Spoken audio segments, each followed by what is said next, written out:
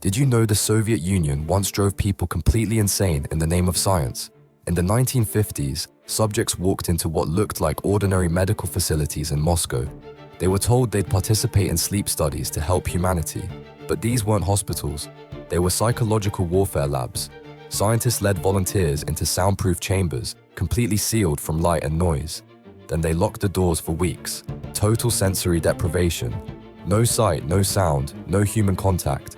Within days, subjects began hallucinating, seeing things that weren't there, hearing voices in the silence. By week 2, paranoia set in. Many believed the walls were closing in. Some clawed at the metal doors until their fingers bled. Survivors described permanent mental scars, chronic nightmares, inability to be alone.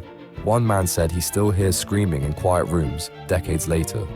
These experiments became blueprints for modern torture techniques, all disguised as legitimate research.